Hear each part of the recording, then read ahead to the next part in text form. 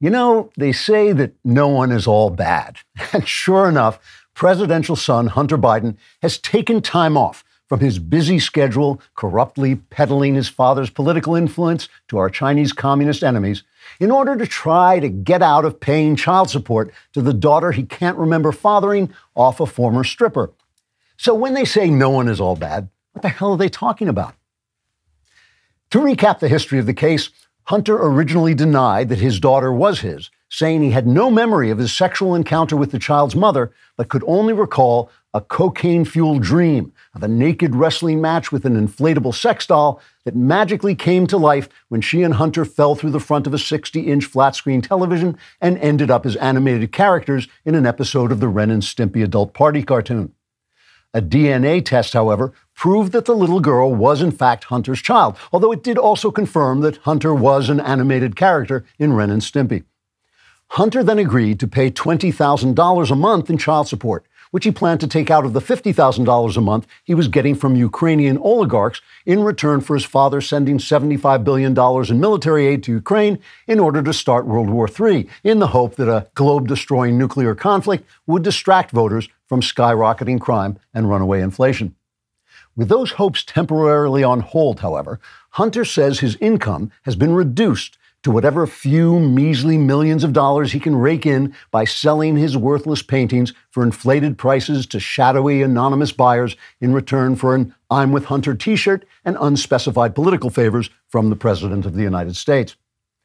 At the same time, the little girl's mother is asking that her daughter be allowed to change her last name to Biden because, quote, and this is a real quote, the Biden name is now synonymous with being well-educated, successful, financially acute, and politically powerful, unquote. Hunter's lawyers countered that the request was ridiculous when clearly the Biden name is synonymous with corruption, dementia, and political malfeasance. When the judge asked the little girl which name she herself would like to have, the 4-year-old responded that she wanted to have any name that would allow her to spend trillions of non-existent tax dollars on political payoffs that will ultimately solidify the power of a small cadre of authoritarian internationalists. The child's response is believed to have confirmed the results of the DNA test. President Biden has consistently refused to acknowledge his 7th grandchild, as when he recently claimed he only had 6 grandchildren and could not wait to get his trembling, liver-spotted fingers on their soft white flesh while he drew in deep breaths of their silky hair perfumed with the sensual aroma of youth. The children themselves were not available for comment because they were huddled together under the dining room table, trembling in terror and praying God would let them win this game of funny grandpa hide-and-seek. White House spokesperson Karine Jean-Identity Hire was recently asked why on earth the president refused to recognize the illegitimate daughter of his corrupt son's cocaine-riddled affair with a former stripper. Miss Identity Hire responded, quote, speaking as a black female lesbian who was totally given this job for my talent and intelligence, I believe this president doesn't want to be exposed as the head of a sleazy criminal enterprise that's too busy squeezing simoleons out of every corrupt gangsterocracy on earth to give a rat's buttock what happens to the American people. Luckily, I'm only thinking that to myself and didn't say it out loud. Or did I? Unquote.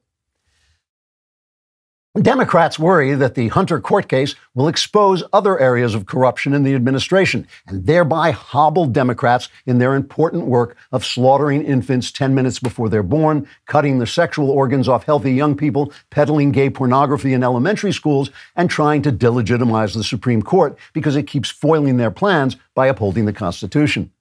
In the words of Democrat Senator Dick Durbin, quote, it would be a tragedy for this country if outrage over our petty corruption prevented us from doing real evil, unquote.